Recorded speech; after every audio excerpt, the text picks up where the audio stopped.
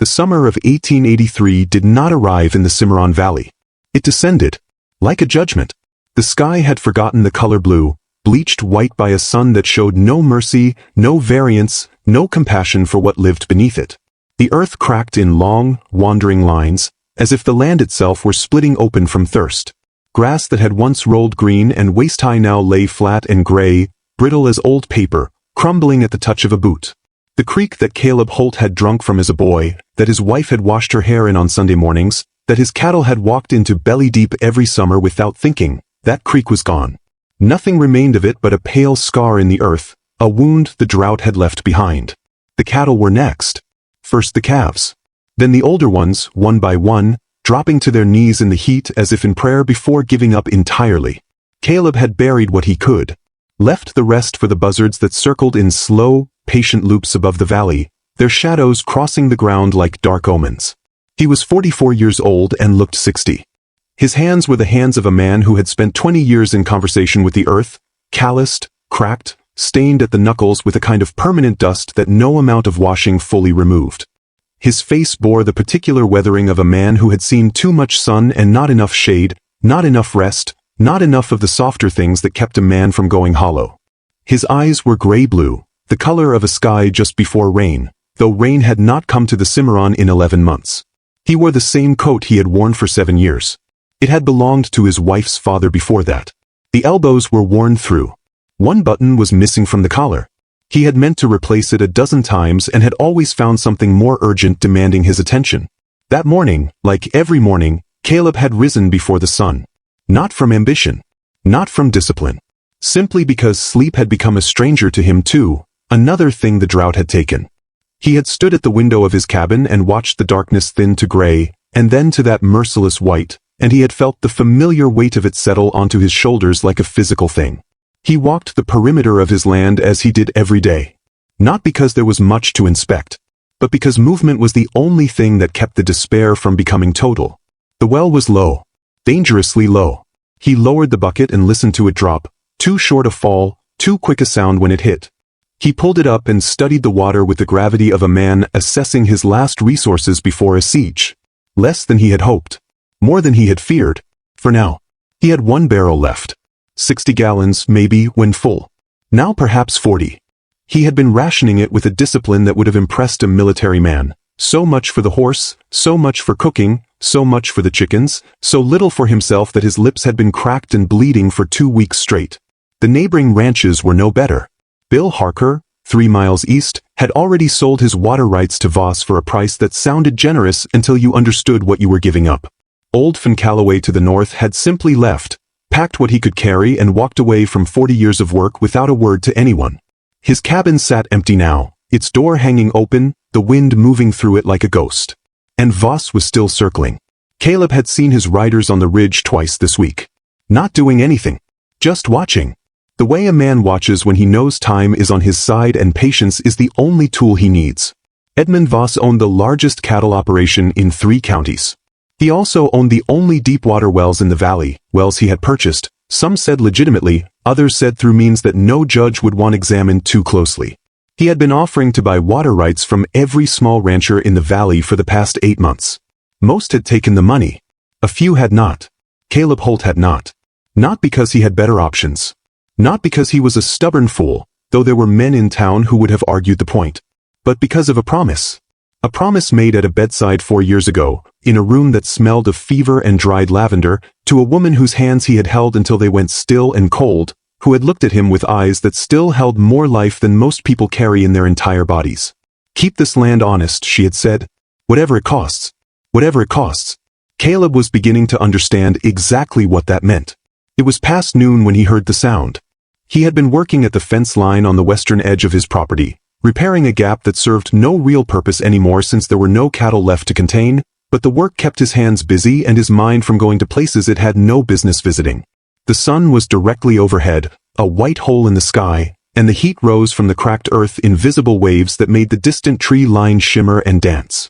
He heard it first as a shift in the silence, then as something more specific, a sound between a moan and a gasp, the sound of a body at the absolute limit of what a body can endure.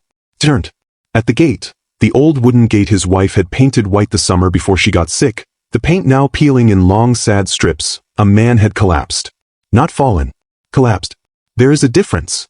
Falling implies a sudden thing, an accident of momentum. This man had simply run out. Whatever had been holding him upright had finally, completely, given out, and he had come down in the dust at the foot of Caleb's gate like something the desert had been carrying for miles and had finally set down. He was big. Even crumpled in the dust, Caleb could see that. Broad shoulders, long limbs, a frame built for endurance. His clothing was strange, not quite what any of the valley men wore, but not quite Apache either. A mix of both. Leather and cotton. A shirt that had once been white, now the color of the dust it had been dragged through. His boots were gone. His feet were wrapped in strips of hide, and even from 20 yards away, Caleb could see that the wrapping had long since worn through in places. His face was turned to one side against the earth. Dark hair. High cheekbones. A jaw set even in unconsciousness in a way that suggested this was a man who did not give in easily to anything. He was not breathing well. Caleb could see the shallow, labored rise and fall of his chest from where he stood. He did not move immediately. That is the honest truth of it, and Caleb would think about it later with a complicated mixture of shame and understanding. He stood at the fence line with his hammer in his hand and he looked at the man in his gate and he did the arithmetic that the drought had taught him to do. One man, barely alive. Apache markings on his hands, just barely visible at this distance. Voss's riders on the ridge 2 days ago. The water barrel at 40 gallons. The arithmetic of survival in a drought year said, walk away. Everything in Caleb Holt that was deeper than arithmetic said, move. He moved. He crossed the distance at a pace somewhere between a walk and a run. The pace of a man who has made a decision and is committed to it before he fully understands it. He knelt in the dust beside the collapsed man and pressed 2 fingers to his neck. A pulse, fast, shallow, desperate. Like a bird trapped in a closed room. The man's lips were cracked until they bled. His skin was burning. Not just from the sun, from the inside too. The particular dry heat of a body that had run entirely out of water. Caleb stood. Walked to the barrel at the side of the cabin. Lifted the ladle. Filled it. He looked at the ladle in his hand. He looked at the barrel behind him, 40 gallons, maybe. He looked at the sky, which offered nothing. He looked at the man in the dust of his gate. He walked back. He knelt. He lifted the man's head with one hand, careful, the way you handle something fragile, and he brought the ladle to his lips. Most of it ran down the man's chin and jaw, lost to the dust. But some of it went in. The man's throat moved. Swallowed. Moved again. Caleb went back for more. And then again. By the 4th ladleful the man's eyes had opened. Dark eyes. The color of deep water in shadow.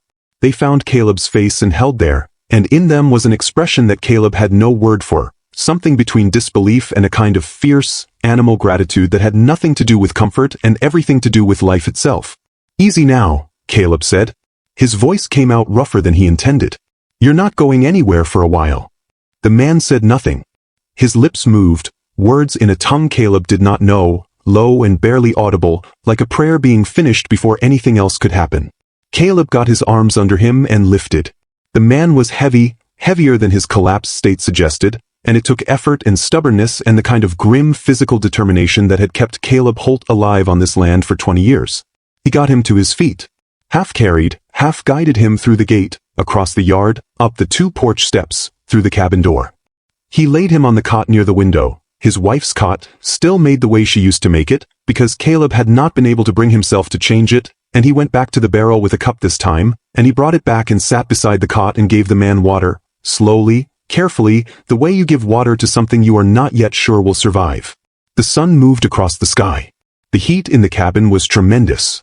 Caleb soaked a cloth and laid it across the man's forehead, and he sat and he waited and he listened to the breathing slowly change from the desperate shallow flutter of a man at the edge to something deeper, slower, more certain. Outside, the Cimarron Valley baked in silence. 40 gallons, now 37. Whatever it costs, she had said.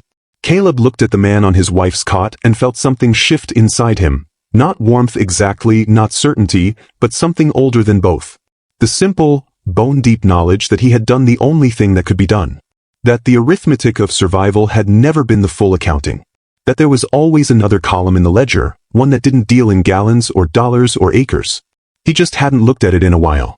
Outside, the sun continued its indifferent march toward the horizon. The dust settled. The valley held its breath.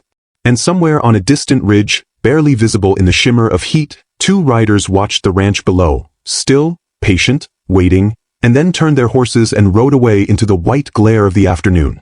The afternoon died slowly in the Cimarron, the way everything died that summer, without drama, without relief, just a gradual fading of the merciless white light into something amber and then something darker, until the shadows stretched so long they merged with the coming night and the sky above the ridge turned the color of an old wound.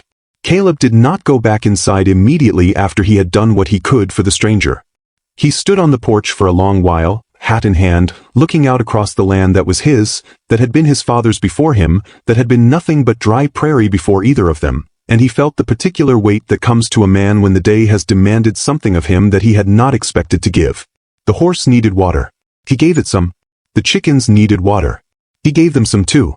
He calculated as he went, 34 gallons, 32, with the automatic precision of a man who had learned to treat every drop as a debt. The fence he had been repairing would have to wait for tomorrow.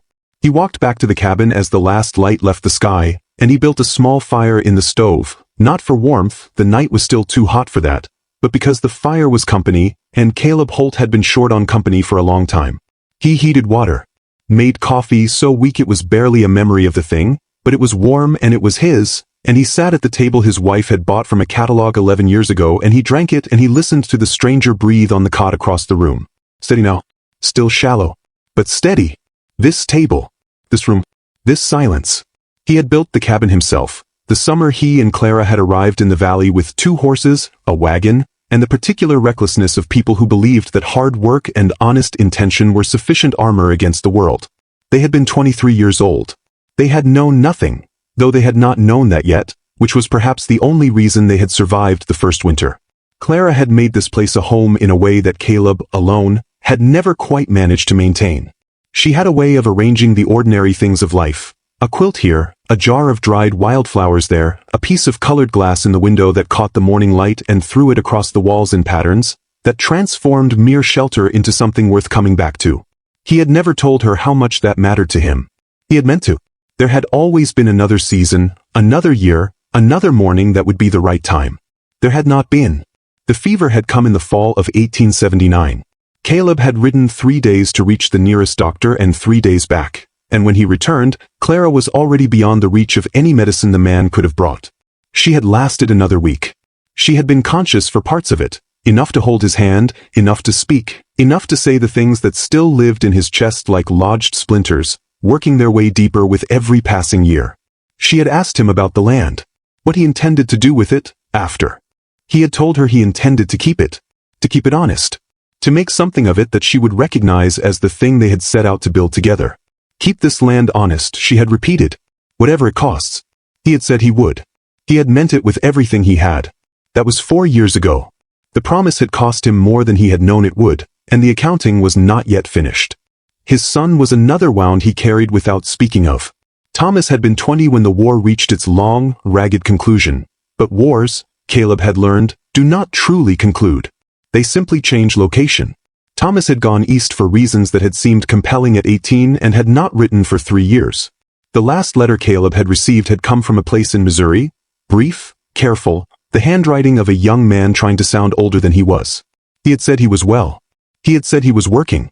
He had said he would come home when he could. He had not come home. Whether he was alive somewhere, building a life too complicated to explain, or whether he was in the ground in some unmarked place that Caleb would never visit, this was a question that had no answer and that Caleb had learned to carry without looking at directly, the way you carry a lantern in wind by shielding the flame with your body and walking forward without checking if it's still burning. He looked at the stranger on the cot, who walks through Apache territory alone, at the edge of death, with no horse, no boots, no water. The question had been sitting with him since he had dragged the man inside, and it had not become simpler with the passing hours. A man in that condition had not simply gotten lost. A man in that condition had been through something, had survived something, that had stripped him of everything except the raw, stubborn fact of his continued breathing. The fire in the stove ticked and popped. The night deepened outside. From somewhere far off, perhaps 2 ridges away, a coyote called once and went silent. Caleb thought about Voss. Edmund Voss had come to the Cimarron Valley 5 years after Caleb, and where Caleb had arrived with 2 horses and honest intention, Voss had arrived with capital and lawyers and a particular kind of patience that is not the same thing as virtue, though it sometimes resembles it. He had built slowly and bought strategically, and by the time anyone understood what was happening, he owned the deep wells and a significant portion of the valley floor and had made it clear, quietly, without threat, in the manner of a man who does not need to threaten because the facts already speak for him, that the remaining small operations would eventually come to terms with reality. Reality, in Voss's vocabulary, meant his terms. He had sent a man to Caleb twice. Once in the spring, once in early summer. Both times with a figure that was, technically, generous, enough to buy land somewhere with more water, to start again somewhere more forgiving. Both times Caleb had sent the man back with a no that did not invite further discussion. The third approach, he suspected, would not come through a middleman. He looked at the rifle above the door. Checked it, not because he expected trouble tonight, but because checking it had become a habit of mind, the way a sailor checks the horizon not because he expects a storm but because the horizon is where storms come from. He sat back down. He thought about water. He thought about 32 gallons. He thought about what it cost to keep a promise and whether the thing the promise was protecting still existed in the form that made the promise worth keeping. And then he looked at the stranger, and something about the quality of the man's stillness, the particular dignity of a body that had come through something tremendous and was now, finally, resting, reminded him of the way Clara had looked in her last days. That same stripped-down, essential quality. Everything unnecessary burned away. Only what was real remaining. He did not know what it meant. He only knew that he had given the man water, and that he would give him more tomorrow, and that whatever came from that, whatever arrived at his gate in the days ahead, he would face it the way he had faced everything else on this land. Without retreating. Without surrendering. With whatever he had left. The fire burned down to coals. The coals faded to a red glow. The red glow faded to gray. Outside, the valley slept, or something close to sleep, the restless, uneasy sleep of a land that knew the morning would bring no relief, only more heat, more dust, more of the long and patient pressure that was slowly changing everything. Caleb Holt slept in his chair. His hand, even in sleep, rested near the rifle. And on the cot across the room, the stranger breathed, deeper now, steadier, as though the water had given him back something that had been almost entirely gone. He woke before the dawn. Caleb felt it before he saw it. A change in the quality of the cabin's silence, the particular alertness of a space that contains a conscious mind where before there had been only unconsciousness. He opened his eyes to the gray dark of the hour before first light and found the stranger sitting upright on the cot, watching him. Not with alarm. Not with aggression. With the steady, measuring attention of a man taking inventory of his situation, cataloging the room, the exits, the man across from him, and what each of those things meant for what he needed to do next. Caleb sat up slowly, keeping his hands visible. He had spent enough time in difficult situations to know the language of caution. "Morning," he said. "You're safe here." The stranger's eyes moved to him fully. Dark, deep, carrying the particular quality of a man who had survived something that should have killed him and was still deciding how to feel about that. He spoke. His English was deliberate, carefully constructed. The English of a man who had learned the language as a tool rather than a mother tongue, each word chosen with the precision of someone who knows that in a foreign language, imprecision can be fatal. "How long," he said, "have I been here?" "Since noon yesterday," Caleb said. "You came down at my gate. You were in bad shape." The pause. The stranger's jaw moved slightly, the particular tension of a man calculating how much time he has lost and what that means. "My name is Caleb Holt," Caleb said. "This is my ranch. You're welcome to what I have, which isn't much. But what's here is yours." Another pause. Longer this time. The stranger looked at his own hands, at the markings there, visible now in the growing gray light. Then he looked back at Caleb with an expression that was both assessment and something older. Something that had nothing to do with the frontier or the drought or the particular circumstances of 1883. Something that had to do with what one man owes another when that other man has pulled him back from the edge of death. "Sahu," the stranger said. "My name is Sahu." He said it with the weight of a man giving something of value. In the Apache way, and Caleb would understand this later, more fully, a name was not a casual thing. A name given to a stranger was a declaration of intention. A bridge extended. "Sahu," Caleb repeated. "You hungry?" The question was so ordinary, so entirely stripped of the complexity of the moment, that something shifted in the stranger's face. Not quite a smile, but something in the direction of one. Caleb built the fire, made what he had, dried beans, a little cornmeal, the last of a piece of salt pork that was more fat than meat but would do. He worked in silence, and the stranger watched him, and the cabin filled with the smell of something warm being made, and outside the sky began its slow shift from black to gray to the first pale suggestion of the day coming. They ate. Not much, but enough. It was after the eating, in the particular quiet that follows a shared meal, that Sahu spoke. And what he said changed the shape of everything Caleb thought he understood about his valley, his neighbors, and the trouble that had been building like a storm on the horizon for the better part of a year. He had been sent, Sahu said, by Chief Iron Hand. The name landed in the cabin with weight. Caleb had heard it. Everyone in the territory had heard it.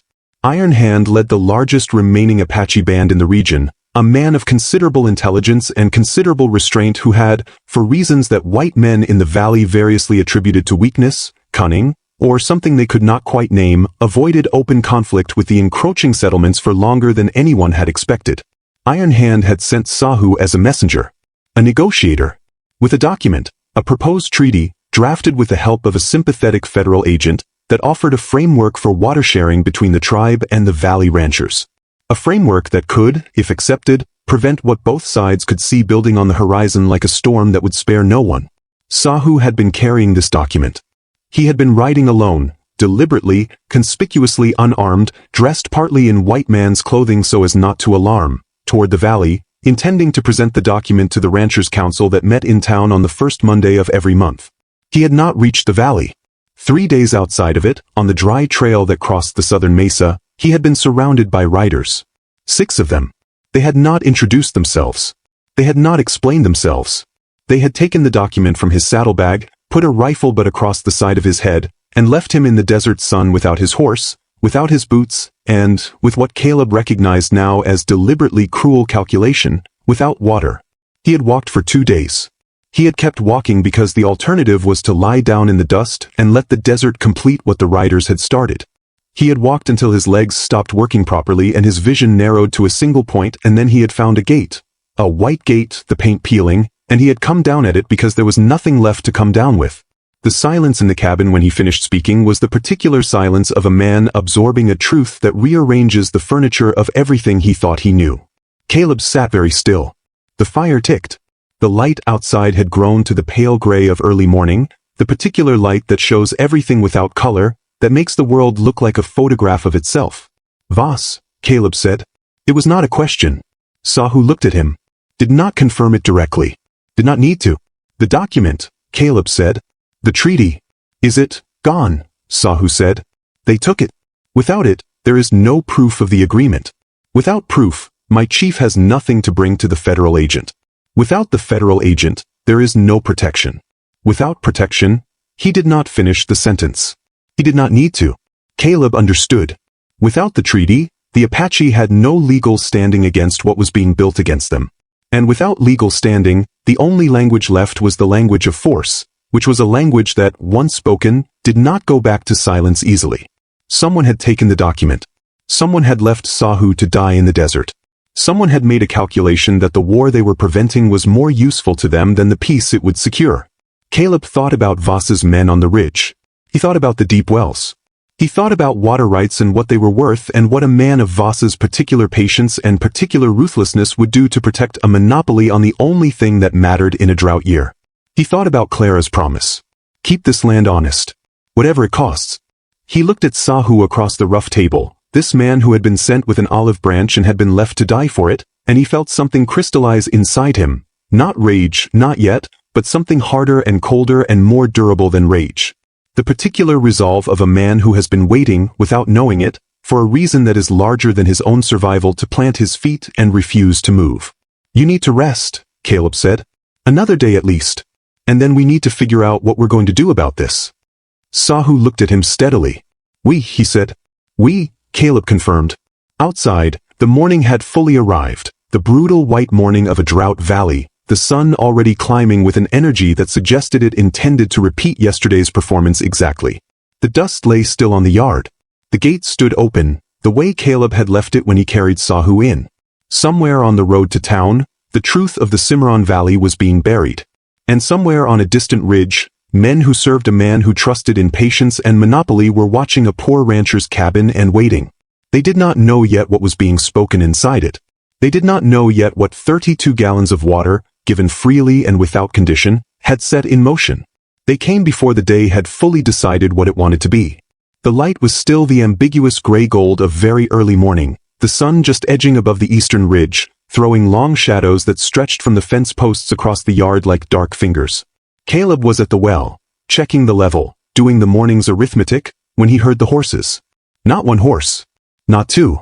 The particular percussion of multiple horses moving at the purposeful, unhurried pace of men who are not traveling and are not in a hurry precisely because they know they don't need to be. He straightened, shaded his eyes. 6 riders. Coming down from the north ridge, the same direction Voss's men had come the last 2 times. They rode in a loose formation, not military, not quite, the formation of men who are comfortable with intimidation and have enough of them to make it work. Edmund Voss rode in the center. Caleb had seen Voss perhaps a dozen times in the years since his arrival in the valley. He was not a physically imposing man, medium height, slightly heavy in the way of a man who has spent more time in offices than on horses, pale-skinned in a way that suggested he preferred shade. His clothes were always slightly too good for the frontier, the jacket a little too clean, the hat a little too new. But there was something about his eyes that contradicted the softness of the rest of him. Gray eyes, very still, very patient. The eyes of a man who has learned that time is the most powerful weapon available to someone with sufficient resources to wait. He stopped his horse at Caleb's gate. "Halt," he said. The way he said names, like they were items on an inventory list. "Voss." Caleb set the bucket down. Kept his hands visible. Kept his voice even. "You're on my land." "I am," Voss agreed pleasantly. "I heard you had a visitor." The way he said it told Caleb everything he needed to know. The riders on the ridge yesterday had not been watching. They had been reporting. Someone, somewhere, had been watching longer than Caleb had realized. "I have guests from time to time," Caleb said. "It's a free country." "It is," Voss said, still pleasant. "But the man you're sheltering isn't a guest, Holt. He's a thief. Came onto my property 3 days ago, stole documents from my saddlebag, and rode off before my men could question him properly." The lie was so complete, so well-formed, so delivered without the slightest crack in the pleasant surface, that Caleb felt a cold admiration for the sheer craftsmanship of it even as it made him sick. "Is that right?" Caleb said. "That's right. I'd like him back. Whatever he took, I'd like that back too." The pause. "I'm prepared to be generous, Holt, given that you may not have known what you were taking in." Caleb looked at the 6 riders. He looked at Voss. He looked at the cabin door behind him, where Sahu was inside. Moving, Caleb had heard him earlier, stronger than yesterday but still not strong enough for what standing in this yard and speaking the truth to these men would require. He thought about the rifle above his door and calculated the distance. He thought about Clara. He thought about whatever it costs. "I think you should go," Caleb said. The pleasant expression on Voss's face did not change. That was the thing about men like Voss. The pleasantness was not a feeling, it was a technique, and techniques do not respond to provocation. "I'd hate for this to become complicated," he said. "You've got enough difficulty already, what with the water situation. I could make that situation considerably easier. Or considerably harder." A pause, measured, deliberate. "I'd prefer easier. For both of us." "Go," Caleb said again. A long moment. The riders were very still on their horses. The dust lay flat and unmoving in the morning air. A crow called once from somewhere to the south and went silent. Voss looked at Caleb for a moment more with those gray, patient eyes. Then he gathered his reins, and without another word, turned his horse and rode. The others followed, falling into formation behind him, and as they went, one of the riders glanced back over his shoulder at Caleb with an expression that was not quite a threat and not quite a smile and was somehow worse than either. Caleb stood in his yard until the sound of hooves had completely faded. Then he stood a moment longer, the silence pressing against him, and he let out the breath he had been holding since the first sound of their approach. He went inside. Sahu was standing against the wall beside the window, positioned, Caleb realized, to see the yard without being seen from it. His face was completely still. "He told you I stole from him," Sahu said. "He did." The pause. "And you sent him away." "I did." Sahu looked at him for a long moment with those dark eyes that did not reveal their full contents easily. Then he moved to the table and sat down, and there was something in the way he sat, A particular settling, a careful lowering of the walls he had been maintaining, that told Caleb more than anything he could have said. "He will come back," Sahu said. "Not like that.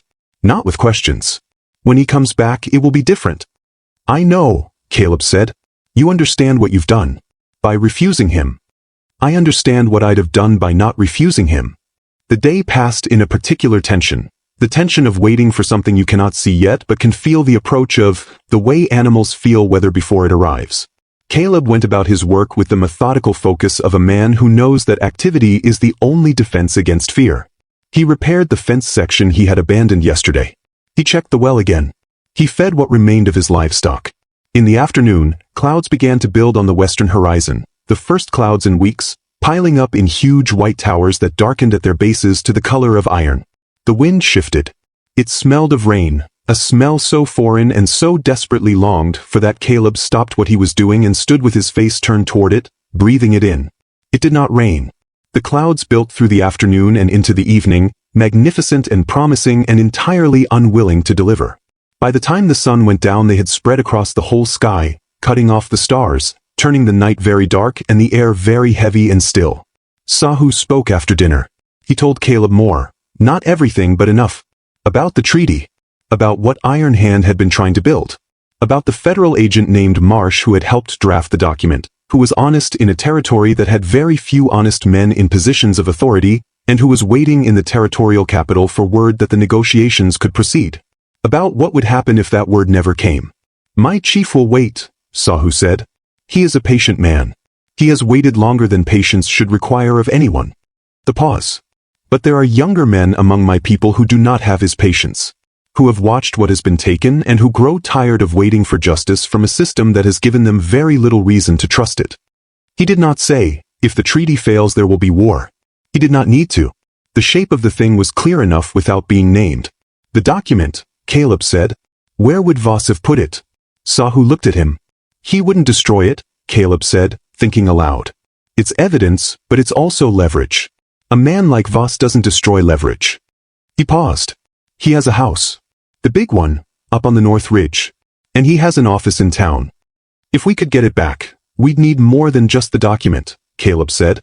"We'd need it in the right hands. We'd need Marsh to know. We'd need—" He stopped. Outside, the storm that had been building all day finally broke. Not with rain. With wind, a tremendous, roaring wind that hit the cabin like a physical force, rattling the shutters, throwing dust against the windows in handfuls, bending the single remaining cottonwood in the yard to an angle it was not designed to hold. Then the thunder came. Rolling, enormous, filling the valley from ridge to ridge. Then the lightning, and in its light, for one brilliant frozen second, Caleb saw the yard, the gate, the road, and on the road, just visible at the edge of the lightning's reach, riders. More than 6 this time. The storm had arrived. Both of them. The storm lasted 4 hours and left the world changed. Not with rain, still no rain, the cruelest possible outcome, a storm of noise and electricity and displaced air that delivered nothing the land needed and took nothing away except Caleb's last illusions about the night being quiet.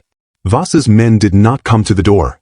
They circled. Caleb could hear them in the gaps between thunder, the movement of horses in the dark, and then the storm grew too fierce even for that, and the sounds retreated, and the night was left to the wind and the lightning and the particular desolation of a valley that had been refused rain one more time. By 3 in the morning the storm had moved east.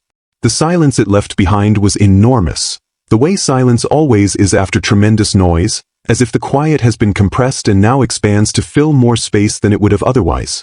Caleb did not sleep. He sat by the window with the rifle across his knees and he watched the darkness thin and the stars reappear and then fade again as the sky shifted toward dawn. Sahu slept. Or something that served the function of sleep, the restorative stillness of a body making the most of a few hours of safety. He had placed himself, Caleb noticed, in the corner farthest from the window and nearest the back wall. The position of a man accustomed to sleeping in dangerous places, where your back is protected and your sight lines are clear. The dark deepened just before the dawn, the particular darkness that comes in the last hour before light, as if the night makes one final effort. And then the eastern ridge began to change. First imperceptibly, then unmistakably, gray becoming amber, becoming the first pale suggestion of color. Caleb heard it before the light was enough to see it. He thought at first it was the storm returning, that same deep percussion, that same sense of the earth itself participating in a sound. But the storm had been random, chaotic. This was rhythm. This was organized. This was hundreds of hooves moving together across dry ground at the measured, deliberate pace of an army that knows where it is going. He stood, went to the door, opened it. The dawn was just enough, just barely enough, to show him the ridge. They came over it in a line that stretched across the entire northern horizon. Apache warriors, riding in formation, not the loose, individual movement of scouts or raiders, but the ordered, deliberate advance of a force that has been organized and directed and is moving with specific intent. Their horses kicked up a wall of dust that caught the first light and turned it amber and gold, so that the whole column seemed to move inside a cloud of its own making, blazing at its edges with early sun. At the center of the line, where a general rides, a man distinguished himself from the rest by stillness.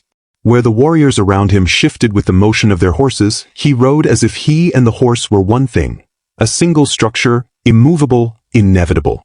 His face was painted. His bearing was the bearing of a man who has not had to prove himself in a long time because no one who knows him requires proof. Chief Iron Hand. Caleb counted without trying to. You could not look at that line and not count, the same way you cannot look at a storm and not estimate its size.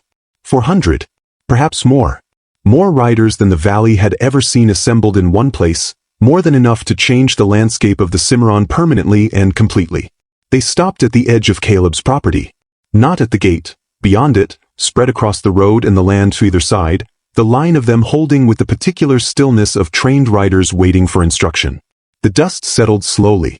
Caleb was aware of Sahu behind him, awake now, standing in the doorway of the cabin.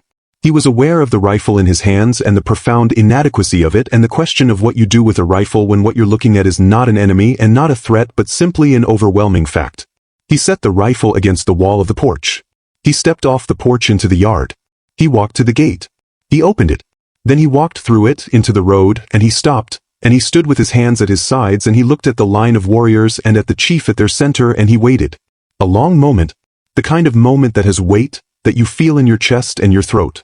Then Iron Hand rode forward. Alone. The warriors held their line as he separated from it. A single horseman crossing the space between the army and the gate of the poor rancher's land, moving at a walk, unhurried. He stopped 10 yards from Caleb.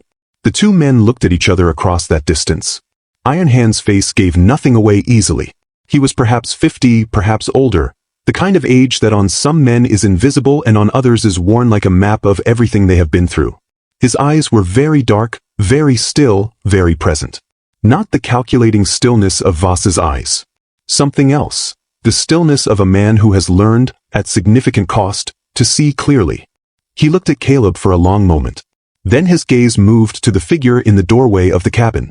And Caleb watched something shift in the chief's expression. Not dramatics, not a display, just a quiet, internal movement. The recalibration of a man who has been holding a terrible possibility for days and has just been shown that it was not required. Sahu stepped off the porch. He crossed the yard. He walked through the gate and he stood beside Caleb and he spoke to Iron Hand in Apache, low, rapid, precise. Caleb did not understand the words. He did not need to. The story was clear enough in the telling of it, in the gestures, in the pauses, in the way Iron Hand's eyes came back to Caleb's face at certain moments and held there with an expression that was assessing, not hostile. When Sahu finished, there was silence. Iron Hand looked at Caleb. He looked for a long time. Then he spoke, one sentence, in Apache, to Sahu. Sahu turned to Caleb. He says, "This man gave water from his last barrel to a stranger he did not know." He asks, "What does such a man want in return?" Caleb looked at Iron Hand. Looked at the line of warriors on the ridge. Looked at the valley behind him. His valley, Clara's valley, the cracked and drought-beaten and still beautiful valley that he had refused to surrender. "Nothing," he said. "I want the treaty to reach the people it was meant for. I want the man who took it to answer for it. That's all." Sahu translated. Iron Hand listened. And when the translation was finished, the chief was quiet for a moment that stretched longer than comfort could hold. Then he spoke again. He says, Sahu said, that a man who gives water from his last barrel is not a man who wants nothing. He says that is not how men are made. He says, what does this land need? Caleb understood. He felt the weight of it, the full, specific, personal weight of being seen by someone who could see clearly. Water, he said. This valley needs water. And it needs men to share it honestly instead of hoarding it as a weapon. The translation. The silence. Then something crossed Iron Hand's face, not quite a smile, but something in the direction of one. Something that recognized a kind of clarity it had not expected to find here. He turned and spoke to his warriors. Command, short, specific. 20 riders separated from the line and rode south, toward Voss's compound on the ridge. They rode not as raiders, not as warriors going to battle, but as men with a specific, legal errand. A message to deliver and a document to retrieve. Voss had men. Voss had guns. Voss had the patience of a man with resources. But Voss did not have 400 Apache warriors standing in visible, assembled, undeniable presence on the road outside his land while Federal Agent Marsh, who had been summoned by messenger 3 days ago by Iron Hand, who had been more prepared for this than anyone in the valley had understood, rode down from the northern trail with the authority of the territorial government behind him. What happened next was not violence. It was the collapse of a structure that had depended entirely on no one looking at it too directly at once. Voss's leverage required isolation, individual ranchers, individual negotiations, the careful management of who knew what and when. The moment that isolation ended, the moment the valley's ranchers and Iron Hand's people and a federal agent with authority and a legitimate treaty document all occupied the same physical space at the same time, the structure simply failed to hold. The document was recovered. The riders brought it back within the hour, and Caleb watched from his gate as Sahu took it with both hands and held it the way you hold something fragile, something that nearly didn't survive, and looked at it for a long moment before looking up. Voss left the territory 3 days later. The legal details took time, these things always do, but the outcome had been written on that dawn-lit road outside Caleb's gate, in the moment when an army of 400 riders crested the ridge and a poor rancher walked out to meet them alone and unarmed with nothing to offer except the truth. The rain came on the 4th day. Not the false promise of the storm that had passed without delivering, real rain, the kind that the Cimarron had forgotten how to receive, that hit the cracked earth with a sound like applause and kept coming, steady and generous and deeply, comprehensively indifferent to the dramas that human beings had been conducting beneath the cloudless sky for 11 months. Caleb stood in his yard and let it soak him through. He did not move. He did not seek shelter. He stood with his face turned upward and his eyes closed, and he felt the water hit his skin and run down his neck and soak into his shirt, and he felt, for the first time in a very long time, something that was not quite joy. He was too old and too tired for joy exactly, but something in the same family. Relief that had weight. Gratitude that was physical. The treaty had been signed 2 days before. Not in ceremony, not with elaborate ritual, in the territorial capital, in the office of Federal Agent Marsh, with Iron Hand's mark and the marks of the valley's ranchers and the signature of Marsh himself, a document that gave legal standing to a water-sharing agreement that, if honored, would give both the Apache and the valley's small ranchers access to the deep wells that Voss had controlled. The legal proceedings against Voss were slow and uncertain in the way that legal proceedings always are when they involve a man with resources. But the treaty was real. The wells were accessible. The worst of what had been coming had been, if not prevented entirely, then substantially redirected. It was enough. For now, it was enough. The valley's ranchers had come to Caleb's fence line on the day after the treaty signing, not all of them, but enough of them. Bill Harker, who had sold his water rights and now stood with a complicated expression on his face at the edge of Caleb's yard. Old Fin Calloway, who had apparently not left after all but had simply retreated to his back acreage and waited. Others. Men Caleb knew well, men he barely knew, men he had disagreed with about any number of things over the years. They had stood at his fence in the particular uncomfortable manner of people who owe something and are still working out how to say it. Caleb had made coffee and brought cups to the fence, and they had talked. About water, about Voss, about what came next. It was not a grand scene. It was the ordinary, necessary, slightly awkward scene of people beginning to arrange themselves into something they should have been all along. Iron Hand came on the morning of the 4th day. He came not with 400 warriors. He came with his family, his wife, quiet and watchful, riding with the ease of a woman who has spent her life on horseback. 3 younger members of his family. Sahu, healed now, riding straight-backed and present. And several men Caleb understood to be elders, older men who rode with the particular gravity of people who carry the weight of memory. They came to Caleb's gate. They dismounted. Iron Hand approached. He was not painted now, not in the formal, symbolic way of that dawn on the ridge. He wore the ordinary clothes of a man going somewhere with intention but without display. He carried something. A vessel, carved wood, sealed with wax at the seams, old enough that the wood had darkened to the color of old honey. He held it with the particular care of something that has been in his family for longer than he has. He offered it to Caleb. Caleb looked at it. Then at Iron Hand. "From our sacred spring," Sahu said quietly from just behind Iron Hand's shoulder. "It is a gesture that has been made only a few times, to very few people. It means, what you gave us in drought, we return to you from abundance. It means the debt does not go unanswered." Caleb took the vessel. He held it carefully, aware of its age, its weight, its meaning. He looked at Iron Hand, who was watching him with those dark, clear eyes. "I gave water from a barrel," Caleb said. "That's all." Iron Hand listened to the translation. Then he spoke, and Sahu translated, "You gave water from your last barrel, to a man you did not know, at a time when water was life and strangers were danger. You stood at your door against armed men and did not move. You walked into the road to meet 400 riders with your hands open. These things are not small." Caleb looked at the vessel. He thought about Clara. He thought about what she had meant when she said keep this land honest. He thought about whether she would recognize what had been done here as the thing she had asked for. He thought she would. "Come inside," he said. "I'll make coffee." It was not a grand offer. It was the only offer he had. But Iron Hand looked at the cabin, at the weathered walls, the peeling gate, the white paint that had once been Clara's decision and was now simply a feature of the place, and he nodded. And he followed Caleb inside. They sat at the table. Clara's table, the catalog table 11 years old, its surface marked with the history of the life that had been lived around it. Iron Hand's hands rested on it. Caleb's hands rested on it. Sahu sat to one side, translating when translation was needed, falling silent when it was not. They talked, or something that served the function of talking, the exchange of information and intention between people who are in the early stages of understanding that they are going to have to learn each other. It was not easy. It was not always comfortable. But it was real, and it was the beginning of something, and beginnings, even difficult ones, even uncertain ones, are worth something in a land that has seen too many endings. When Iron Hand rose to leave, he paused at the door. He looked at the cabin, at the small, worn, stubbornly persisting fact of it, and then he looked at Caleb. He said something. Sahu translated. He says, "The land remembers what is done to it. Not the storms. Not the droughts. Those it forgets. It remembers the choices." Caleb nodded.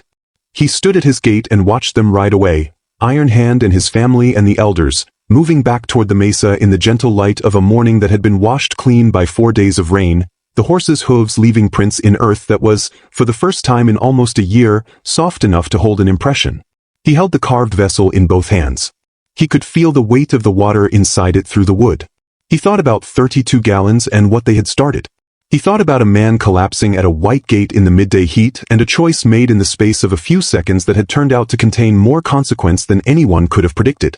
He thought about the way Clara had always said that the small things were never small, that every cup of water and every open door and every refusal to turn away was part of something larger than it appeared. She had been right. She had been more right than he had known how to understand when she was alive. The rain had stopped. The sky was the color of clean water, blue, deep, perfectly clear. The earth steamed faintly in the morning sun, releasing what it had received, and in the steam there was a smell that Caleb had almost forgotten, the smell of wet ground, living ground, ground that has been given what it needed and is beginning, slowly, with whatever patience the living things have, to respond. He went back inside. He set the carved vessel on the table, Clara's table, where the morning light from the window touched it and made the old wood glow. He put the coffee on. He sat down. And for the first time in 4 years, the silence of the cabin did not feel empty. The frontier keeps its own kind of record. Not in courthouses or newspapers or the careful ledgers of men who believe that what can be counted is what matters. It keeps its record in the earth itself, in the impressions left by hooves and boots and knees bent in dust, in the direction streams choose to run after a rain, in the way a gate hangs after years of being opened and closed by particular hands. Caleb Holt's gate hung open for a long time after that summer. Not from neglect. From intention. A small thing. An ordinary thing. The kind of thing that looks like nothing from the outside and means everything to the person who chose it. In a valley where drought had taught men to hoard what they had and fear had taught them to turn away what came to their gates, one man had knelt in the dust and given the last of what he could spare. He had not known what it would return to him. He had not given it for return. He had given it because a man was dying and water could save him, and the arithmetic of survival had never been the full accounting.